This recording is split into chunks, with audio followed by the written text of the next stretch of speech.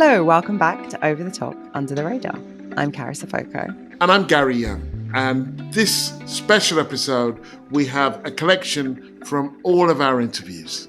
We've been really lucky this year. We've only been running the podcast for a few months, but we've got to speak to some really phenomenally interesting people, from activists like Huda Jawad and Joe Mulhall to Reni Eddo-Lodge, the author, political candidate Faiza Shaheen, Mick Lynch, trade union leader, and Jeremy Corbyn. So in true Christmas style, we've got a selection of some of the highlights from those conversations, some of Gary and I's favourite clips and moments.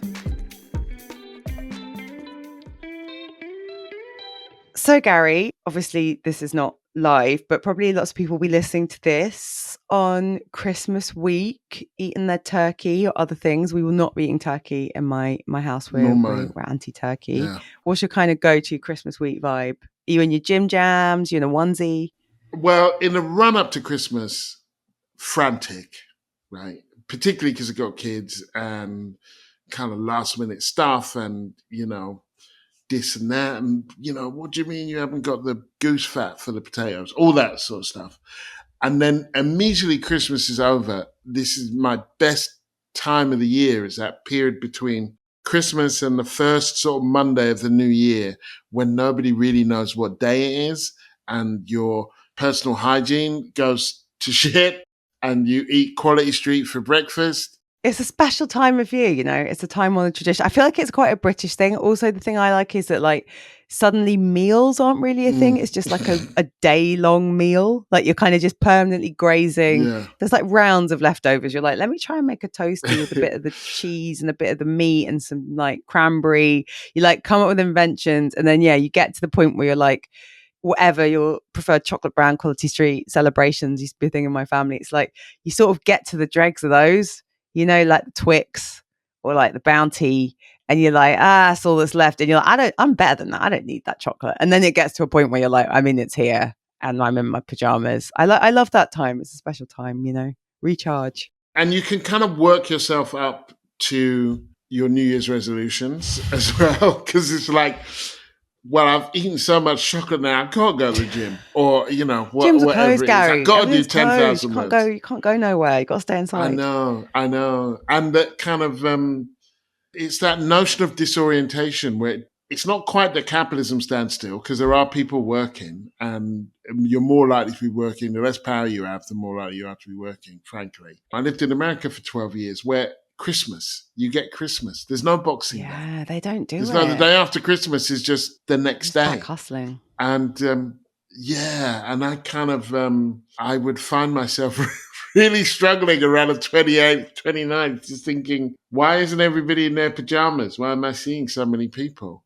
I do love that. And I think it's not about religion or politics. It's about our right to sit in our pajamas. Yeah, and sloth. When I lived in a house share in Hackney in my 20s, we used to call it the malaise, that kind of just intra Christmas, New Year period. So wherever you're listening, however you're listening, I hope you're in your pajamas right now. And I hope you've eaten too much food and you're watching your preferred Christmas movie. Mine is Die Hard. I've been told it's not a Christmas movie, but I maintain my belief that Bruce Willis. Didn't Bruce Willis say it wasn't a Christmas movie? That came up. But you know what? I've just realised it's a Christmas movie to me, and that's all that matters. So I will be, yippee-ki-yay. Yippee-ki-yay, Gary. That's my kind of Christmas. Not doing much, eating too much, and getting to point of crankiness with family because you're all locked up inside together and doing a lot of group socialising. And some people cheat in Monopoly and Scrabble, that makes other people angry. Naming no names. Enjoy our Christmas special, guys. I want to talk to you a bit about your Irish heritage, because both of your folks are from Ireland. Yeah. Your Irish identity is important to you. Very important. Yeah. I wonder how that shaped your politics. A lot. If I'm particularly honest. Given the time when you So my mother was from the border in the north, but South Armagh, across Maglen, some people will know it. And my father was from Cork City, and they're quite old. People wouldn't believe how old they would be now, but they had to come here in the war. Everyone had to leave Ireland, but there was nowhere else to go because you couldn't go to America or Australia. So I could have been an Irish American in theory, but they met here. And there was a tremendous waves of migration. And Irish people made a big impact on this country, culturally and physically, building it and all the rest of it. And of course, they lived, many of them, cheek by jowl with migrants from the Caribbean, especially in my area, but also people from South Asia. So that changes you. You've got to know the accents. You've got to know where everybody's come from without being a pain, asking them all the time. So my mates in my school were from places like St. Lucia and Dominica, which is different to Jamaican culture, which is the dominant Caribbean culture. Yeah. And you soon found out that people from Dominica and St. Lucia didn't really want to hear about Jamaican culture all the time, because it was the one that was overriding their view of the world. So I was quite tuned into that, and I was really interested in it. And of course, we had the Troubles. So I was born in 62. This was the Troubles in Northern Ireland. 68, it was all going off, and into the early 70s as I was getting more and more mature. And we discussed that a lot. And being Irish, it marked you out as different, but you could assimilate very quickly. If I'm in a pub and I want to be, maybe not now, but if I want to just be the Englishman, I can just do that as well, or be the Londoner. Do that now? Well, yeah, but people are going, we know who you are. Oh, right, no, fair enough. Yeah. But, it's quite different. You could hear people telling racist jokes all the time or saying this about the Irish, and you take it on board. But equally, I don't know when I ever played it. I think Diane Abbott's remarks, funnily enough, were very accurate. I don't know, most black people, the one about you could be Polish, you could be Irish, you could be ginger, but you'll never know what it's like to be black living in this society. It wasn't put the best way, but I was going to say, I know exactly what she means, though. I know what she meant. And my mates would have told me. In fact, they did tell me that, because I used to go, well, I'm Irish, I understand some of it. And they go, no, you don't. Yeah. You don't. I mean, I do understand. And it's true. It's absolutely true. Yeah. I mean, I understand what she was saying, but I think that she didn't quite say that. It was clumsy. I personally, interestingly, the runner on, I kind of thought it was wrong, but that kind of but I knew what she meant, and an apology would have been the apology. But I think it's also the thing of what can you say in print in a national newspaper and what can you say in the pub. And I do think so I grew up in South London, again in like a very mixed working class community, and I think that there is, and I'm not Diane Abbott, she's a politician, she's been in politics. It was a letter to the Observer. I'm not saying it was appropriate. You make your mistakes and you suffer or get the benefit. Yeah, but I do think those kind of conversations you can have with friends of different heritage, you do speak a bit more like. Yeah. You don't speak in a sort of clipped, formal way, and it is different. And I think the saddest thing is actually that people who grew up in multi-ethnic communities, like, there's a bit more comfort with it. Like, it's not, you're not scared to say, oh yeah, my friend who is black, and like that slightly. So I think I get what the sentiment might have been. I don't think she expressed it well, but I think you do learn that from growing up with people of different identities, that it's not the same experience. But in terms of what that means politically and philosophically, so you're not growing up with God Save the King or God Save the Queen as it was, the royal family is our history. You grew up with a different version of history, which makes you I think a lot of Irish people are very interested in history. And if you've got an inquiring mind, that will take you into other groups' history, and even working class history in Britain, which they've been robbed of. I think English people have been denied their own history with the Chartists and the Tolpuddle martyrs, and even Cromwell and the English Revolution and all that. They don't know anything about it. And it's far more likely that an Irish person will know about the English Civil War than an English person from the same background. And I find all that interesting. And they never question the empire and imperialism. Whereas if you're from an Irish background in Britain, you probably will question that, and then it will take you into other areas. So that's why it was a good basis for me. So how does that intersect with your day job? Yeah, well, I don't know. Get a lot of inquiries from Ireland, funnily enough, and do a lot of meetings in Ireland. But yeah, I'm not sitting there all the time thinking, how can I be more Irish, in this conversation or whatever. But it's more your ethos and your basis. So I spend a lot of my time speaking to people who've got no Irish connections. The railway is a national railway. It goes from the north of Scotland down to the bottom of Cornwall. And so if I go to do a meeting in Penzance, they're likely to be all, just because of the way of the world, native Cornwall people. If I go up to the northeast of Scotland in Aberdeen, they're likely to be just from that area. And many of those areas have got a military heritage, which is, fine, that's what they are. And I have to deal with that. And you have to make sure that you're in tune with all of the people that you're seeking to organise. Because when people join the union, we don't say, what do you believe? What colour are you, or what was your heritage? We say, where do you work? And you've got to then say, this is the ethos of the union, how can you fit into it? And you've got to be real. People only fit into the union the way they want to. They want you to get them better pay, better conditions. And then some of them will start to become active, some will become politically active, some will be community active. So some people just want the bread and butter, other people want the full deal. So I have to go around dealing with all of that and making sure I respect everyone. I just want to start by asking, you are one of the Three Hijabis. Yes. Who are you and what do you do? Yeah, how did it come about? So the Three Hijabis were born in the summer of 2021 when the Euros was taking place a year later because of COVID. And we are three hijabi women who between us have, many years experience of fighting oppression and systemic discrimination, who went to watch a match first of all in a bar in London. Bar. Yes. So we are. That's myself, Huda, and Shaista Aziz, who's a journalist and used to work in the aid and development sector for many years, and then Amna Abdul Latif, who used to and still does work around feminism, campaigning, working with young people, equalities and anti-racism work. We hadn't seen each other since COVID, and Amna was coming down to London along with her daughters for a weekend out. Happened to be the Euros happened. And Shaista and I said, well, why don't we all meet up? So Shaista is a very keen footballer. Right. And a football fan. And she plays football? She does play football. Oh, I didn't know that. Yes. And are you a keen football fan? I do like spectating, yes. Right. I like watching. No. Fair enough. And how long have you been into football? I would say I've always loved watching it, but I've really not started kind of paying attention until probably about 5 years ago. Right. So did you have a team? No. Okay. No, I don't have a team. So you were all in the bar. So we all... Three hijabis going to a bar. Three hijabis going to a bar. Yeah. Literally, that is what the tweet that Shaista put out that went viral. Right.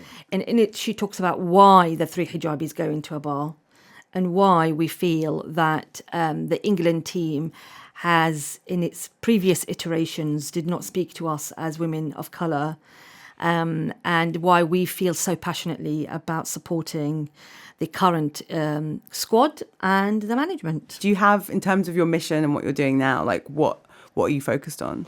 We're completely about taking up space in the cultural space and sports in particular, because we feel sports is probably the most democratic place you can be, an inclusive space you can be as a citizen, as an ordinary person, without having to pass many, many hurdles and barriers. And we believe in the power of stories, in terms of our existence as human beings. And so our stories have to reflect us, and these spaces have to reflect who we are. And we need to make sure that these spaces, cultural spaces, sporting spaces, allow for people like me, you, all sorts of people to say, I belong here. And I can see people like me here. And we firmly believe in that it needs to be owned by the people, not the powerful companies that run and make money out of our commitment and love for sport and culture. And that's where we are. How do you avoid becoming kind of national treasury? Do you know what I mean? Like, because there is an agenda that you set out there where you make football, and I'm thinking really of the national team, that you say, we're going to reclaim that. There's also the possibility that they claim you, right? So they say, see how wonderful Britain is, see how wonderful England is. Oh, we got the little hijabis have come. Isn't that nice? Yes. Do you know what I mean? And so how... And then you become like a national treasure. Yes. Like, see? Yes. See? They don't mind our racism. Yeah. And so I'm just wondering how you navigate that. Well, it's really funny you should say that, because there have been ample opportunities when that risk was very possible. And all three of us were very, very clear from the outset. We're not interested in being famous. We're not interested in, the way in which we called on the FA to meet with us, to receive our petition, and to do something about banning racists from football for life. And there have been many opportunities where we could have been co-opted, and it would have been really easy. And, we were told, we have people in high places like yourself who have said, we were told, people who met with us from the FA were told to handle us. So, yeah, well, that's a very nice way of putting it. That we are extremely clear about our values and what we want. We want a place for all peoples to be in football and sports. We're not interested in 5 minutes of fame. We don't care about endorsing anything. We're not, our commitment is to our values, our faith, and our belief in people having the right to enjoy life. And as Amna used to say, these people can go to work without having to be racially abused. The footballers have a right to go to work without being harassed and racially abused. Like, it's a right we all have. So, Jeremy, you've had this wild ride, right? You stand in 2015 to make sure that the argument is put about austerity, but you don't imagine when you are going to do it, that you're actually going to win that argument. You become the leader of a party, the parliamentary wing of which proves incredibly resistant to your victory. You go through quite significant accusations around anti-Semitism. You increase the vote share in 2017 and the number, then electorally get hammered in 2019, then get effectively expelled from the party in a way, not formally expelled, but suspended. You can't stand again. Stand against the party that you've been a member of for ages and win. I'm just wondering if there are 2 or 3 lessons that you have learned from that roller coaster ride, things that you would have done differently, ways in which you understand things now that you maybe didn't before. I stood in 2015, as you remember, with enormous difficulty on even getting the nominations to be a candidate. We needed 35 MPs to nominate, and we eventually got 36, but that was less than a minute before the close of nominations. So it was a very, very close run thing. And probably half of those that nominated me did so because of pressure from their own constituency Labour parties, or because they felt that at the very least the political platform that I was outlining, essentially the anti-austerity one, deserved to get a message and deserved to get a hearing. I don't think any of them really thought I was going to win. Nor did you, right? Exactly. I was about to say that. Neither did I. To begin with, I thought we would be lucky to sort of get a hearing and we'd be able to take part in these debates, and that would help to build the left in the party. And then after a very short time, it became pretty obvious to me that there was massive support. I remember sitting with someone who now works for Keir Starmer saying, I'm really confused. The CLPs we thought would go for Miliband are going for Corbyn on first pref. So there was something that was, you tapped into something that was there with existing members. Fair point, because it's often said to me, people say quite an accusing way, you only won because you've got all these non-members to vote for you. So it's actually, that's not correct. Look at the figures. Yes, they were voted largely for me, but we would have won anyway, albeit by a small majority. Anyway, that campaign grew very, very rapidly, and with it, huge demands, and we developed policy and put out a lot of policy statements. After I was elected in September 2015, I remember that night writing in my diary, or no, 2 days later, saying, I feel a bit like a beach whale. I've been washed up on a beach, having had a great swim. The problem is all my friends and supporters are still out in the ocean. And in between, we've got a huge hostile force known as the Parliamentary Labour Party. So they were a problem from day one, in that the shadow cabinet can only be appointed from within the Parliamentary Labour Party, both Lords and Commons Parliamentary Labour Party. I didn't have much support there. And I remember the first Prime Minister's question time I went to, I looked around, the chamber was absolutely ram-packed. Every seat for MPs was taken and every seat in the gallery was taken as well. I don't know about the political makeup of the people in the gallery, but I do know the political makeup of the people in the chamber. And I looked around and as I'm waiting for it to start, counted 18 people who supported me out of 650. So it felt a bit lonely. And then we had a whole lot of problems, including big attempt at early removal of me in December 15. Then we had the coup in the summer of 16. And then we had the second leadership contest, which we won by an even larger majority than the first one. And I remember saying to the Parliamentary Labour Party, get over it. The party members have voted and they've set the direction in which this party should go. Are you going to set yourselves at war with the party? Well, they did. They set themselves at war with the party. We then went into the 2017 election with Labour support at, from memory, 24%. Actually, the same as Sunak went into this election campaign on. I went into my office that day and we heard the election was announced. It was a bit of a surprise to everybody, whatever hindsight they tell you. And I said, okay, everybody in the office, whole team, every single person, whatever their job, had to come. I said, I want everybody in there. We have a very quick, very short meeting. And I said, it's like this. The election's been called. Everybody knows it's going to be hard and it's going to be difficult. We're not apologising. We're not retreating. We're not giving in. We're going out now to campaign like we've never campaigned before all over the country. We're doing this because we want to live in a different society, in a better world. And that resonated. And we got very, very close to winning in 2017. Indeed, the vote we got was the highest this century for the Labour Party, but the electoral system, if you like, didn't help us very much in that respect.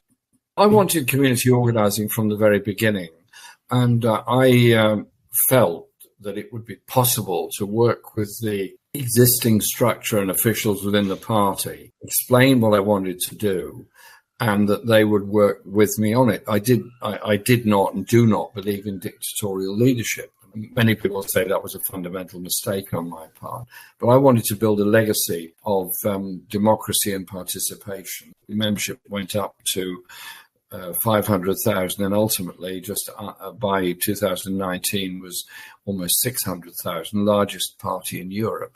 But there was a huge opposition to the concept of community organising, not because they particularly disliked the individuals that had been recruited to do the community organising. They didn't like the direction of travel in which I was setting the party as a PT equivalent, if you like, as a community organised base. And we wasted far too much time arguing with people in the party about that. And that, I regret that, because I think we, in many ways, too nice to people. We are here with Faiza Shaheen, who was the independent candidate for Chingford and Woodford Green and formerly the Labour candidate for Chingford and Woodford Green. How are you doing, Faiza? Yeah, all right. So you stood as an independent. You got around the same number of votes as the Labour candidate that was put in your place. So you both got around 12,000 votes. 12,500, yeah. So how was that campaign? And then how did it feel to be stood on the stage, or I don't know if you were at the count, and see Ian Duncan Smith win again? Yeah, the campaign was amazing. And there was so many local people, especially local mums, I think were just so angry about the way I was treated. You know, knowing what it's like when you've just had a baby and themselves having experiences of employers basically deleting their job or whatever while they're on maternity leave, and just coming out, being with me on school gates. Just so many people that got involved that said they'd never been involved before, local young people, people that had been in the Labour Party for 65 years, left the Labour Party to support me. It felt very different in 2019. We had a really great campaign. It was a lot of people coming in from like Hackney and Walthamstow to support, whereas this time it was the majority was local people and, you know, local teachers and nurses, and it just was so special in that way. And then Reni O'Sullivan joined in, which was incredible, again through local connections. He lives not far from me in Woodford, and it was very joyful. It was very grassroots. It felt very hopeful and different. We did this incredible night, my just best night of politics, from one of my best nights of my life. I asked Reni O'Sullivan if he would come and do a pool night, and people could come, listen to me a bit, listen to him a bit, put their name in the hat, and he would play 3 frames against people. And we did it in this pub close to where I grew up, and the high street is completely falling apart. So it was really important for me to take the buzz there.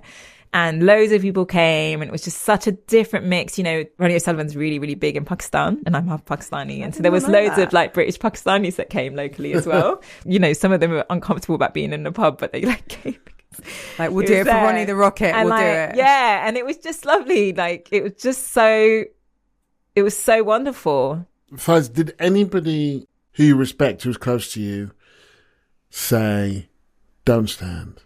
Yeah, of course. Because you'll split the vote or whatever. Or could you have stood as a Green? Or I'm just wondering what the options were, and then how you respond to that now.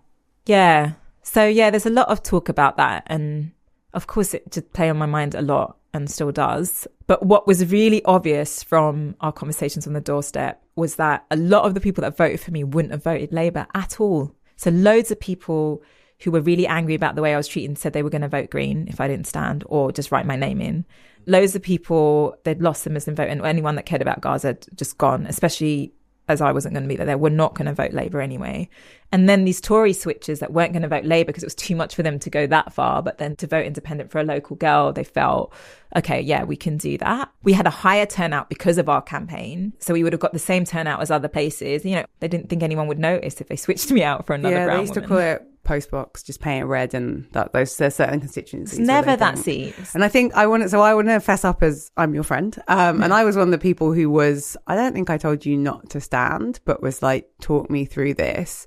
But my concern was just like fully for your mental health and like well-being. And I had that concern before you decided to stand again as a Labour candidate. And I guess we touched on Diane. I think one of the reasons so many women and mums felt so moved by your Newsnight interview and what happened was that like a lot of people viscerally felt that experience of discrimination and bullying. Without like going too deep, like how did it feel as like a Muslim woman, a woman of colour, a working class woman who wasn't in the Labour Party from when she was 14 and doing Labour students at uni? Like, it was pretty tough on you. Like, how do you deal with that stuff and keep going? I think I'm still processing it a bit because everything happened so quickly and we had to make decisions under a lot of pressure. But yeah, it was really horrible when they were coming for me those days. And, these people will have children. They'll know Zayan was like 15 weeks old and trying to nurse him still. And it was really horrible. Also, just to dismiss all those years of work and commitment, and the fact that, so I was on the picket line this morning at my old school, the teachers are striking, and the teachers were like, it would have meant so much to our pupils to have someone that went to their school represent them, and they just, I feel like angry and upset by it all, and on a personal level, of course, but also just for our community. And we were going to get rid of Ian Duncan Smith, like we were going to get rid of him. He actually said to me, it was terrible how you've been treated. Oh, God. Man, that's the kind of sympathy you can do without. No, but also it's like, even the Tories out. I mean, it was when I know we don't agree on anything, but... I mean, they had the same with Diane. There were loads of Tories being like, well, I mean, the way they're treating Diane, and you're like, this is where we're at. Hey, Reni, how you doing? I'm doing well, and I'm so excited to be here today. We're excited to have you. Two people who I hold in much high regard. Oh, well, thank you. Back at you. Back at you. Yeah. Likewise. I wanted to ask you, where did you get your politics Good from? question. Was it your folks? Was it your upbringing? Was it in the air? Was it in the water? They do put socialism in the water now. They do? Well, they should. They should. They put should. it in the water, Thames, not all this poo. Yeah. God's sake. I have a story about being really young, like under the age of 5, and trying to give away my McDonald's Happy Meal to somebody who was unhoused and being heavily chastised. And I was like... Who were you chastised by? My mother, of course. Okay. I was like, but like, we've got food at home. So maybe we could say that it was dyed in the wall. Maybe there's theories that I'm neurodivergent. I do have a strong sense of justice. I don't know. It hasn't been diagnosed. But also I think like maybe it's just being informed by somebody who grew up in the inner city. Where did you grow up? Well, part of it was in southeast London, Woolwich, and then part of it was in Tottenham. Okay, also say good. up in Tottenham. north. Up north. Up north. Woolwich. That's what we Londoners call up Yeah. north, Gary. Tottenham or I know. Edmonton. And you're all very sad. So I went on a lot of demos when I was 15, 16 about the Iraq War, and I felt very defeated by that because I was on the streets with millions of people and we still bombed Iraq and like killed loads of people. Like, what was your experience of doing that, organising around tuition fees or around Tory cuts? I remember going on the demos, the big one that the National Union of Students organised. NUS were great about that, actually. They worked with student unions across the country, got loads of people on coaches down. Then I remember heading back up to where I was studying, and there was like hundreds of us that went down. Where were you? I was studying in a city called Preston in the northwest of England. I was there for like 4 years. Ended up sticking around in the student movement, was elected student union president. And I remember when we returned back from the demo, like we were like all affronted by this media coverage of, let's say, the worst behaviour. A lot of people wrote us off and were like quite hostile towards us. And that's when I realised, oh, okay, let me start quickly losing my faith in the press.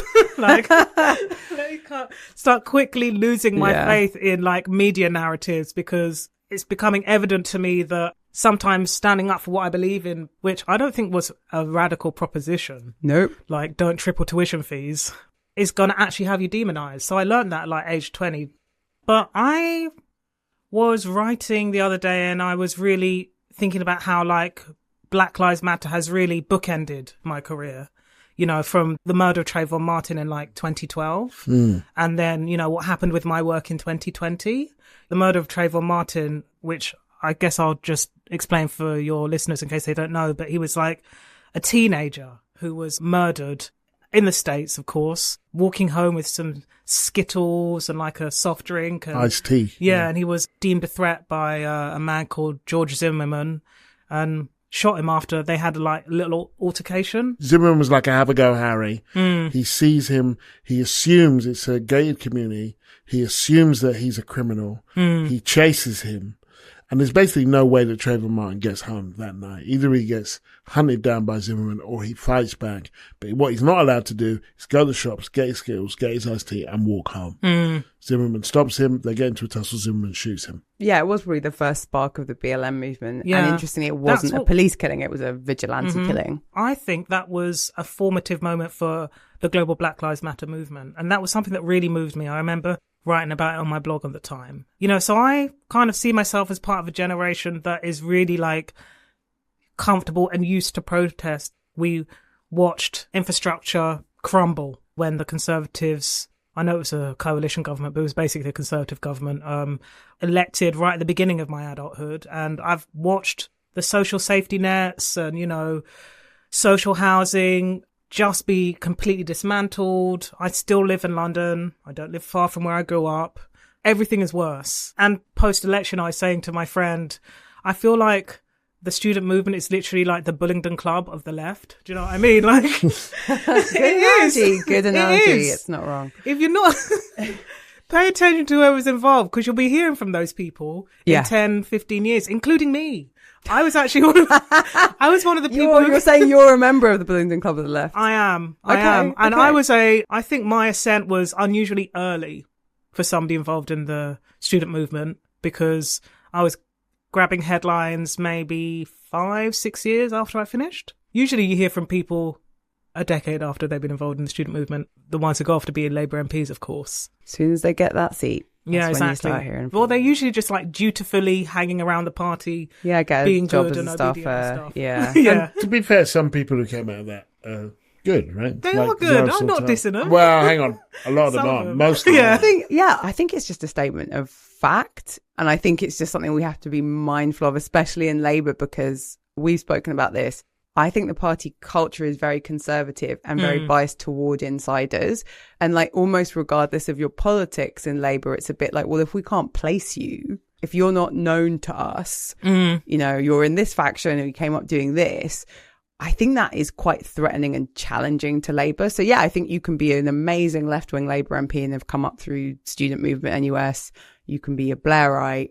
But the fact that now the trade union movement is much less of a feeder for Labour than the student movement, I think it's just something for us to be mindful of as we try and understand and navigate politics and the media. And I would say This batch of MPs, I was like, oh, wow, I sort of know, like, as in follow on Instagram or Facebook, a lot of MPs. And same with political journalists. And that's a pretty small pool for everyone to be swimming in.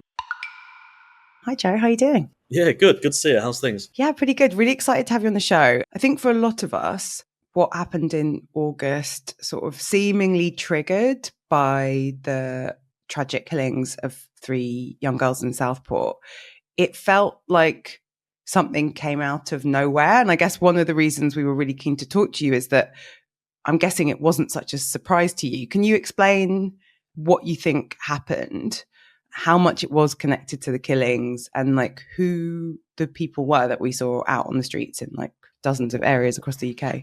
Really sadly, it didn't make it any less shocking, but it wasn't surprising. You know, we at Hope Not Hate for some years had been warning that something like this was going to happen, especially around accommodation, housing people who are seeking asylum. The scale took everyone by surprise. It was the third explosion, if you will, of this wellspring of anger in British society at the moment. This was not long after the general election where Nigel Farage's reform got 14.3% of the vote, you know, over 4 million votes, which is the largest probably radical right, far right vote share of the post-war period. The riots came a few days after Tommy Robinson or Stephen Lennon had a demonstration in Trafalgar Square that had somewhere between 20 and 30,000 people on it. That was probably certainly the largest far-right demonstration in years in the UK. And then we have the riots, which is the largest explosion of far-right violence in the post-war period.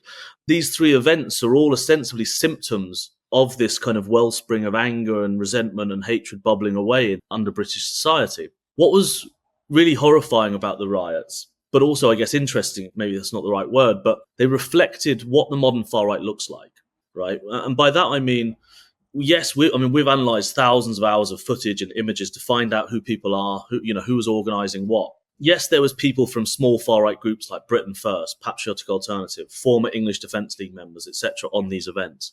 But there was no single group or person that organised all of these demonstrations. Rather, what it is, it mimics what we call the post-organisational far-right. And by that, I just mean, in addition to those traditional groups that has a leader, a regional structure, branch members, and all those sorts of things, is this massive decentralised network of thousands of individuals that are engaging with and creating far-right material, primarily online, but as we've seen in the riots, can happen offline. And it's like a school of fish that moves around the internet.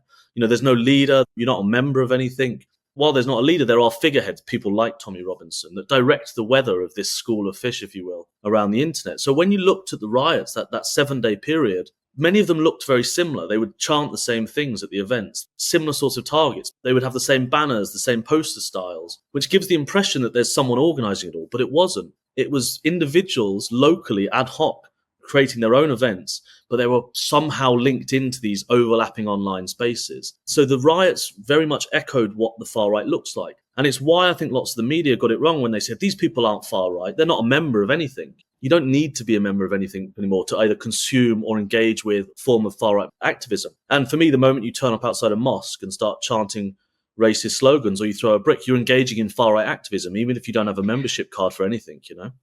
Yeah, I think that was one of the things I found quite concerning and upsetting about some of the mainstream media coverage of this sense of like, well, these people aren't all racists or on the far right, even though they're trying to burn people alive and threatening physical acts of violence. I think it was really interesting you said about the shift to a more decentralized structure. Am I right in saying that 20 years ago, you might have been a member of the British National Party and you would have, had a local branch and maybe an organizational structure.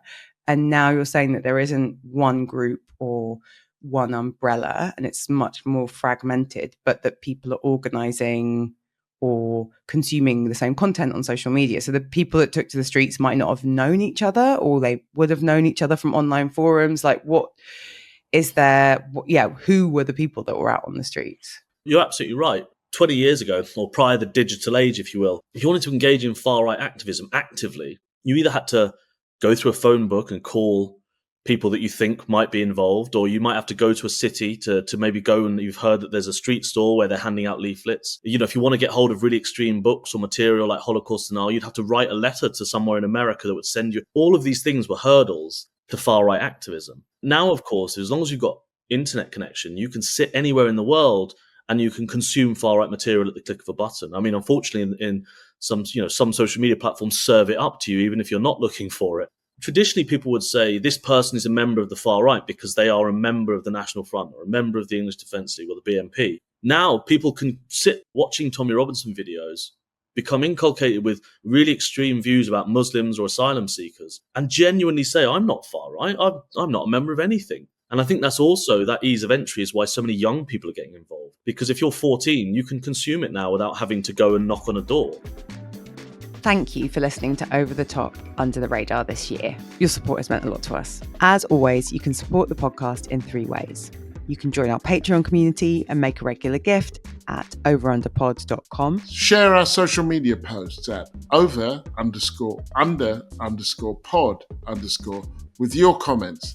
Or recommend a friend to be part of our growing community. And of course, you can subscribe to the podcast wherever you listen to it and get notified every time a new episode comes out. You've been listening to Over the Top, Under the Radar with me, Gary Young, and Carys and Gary.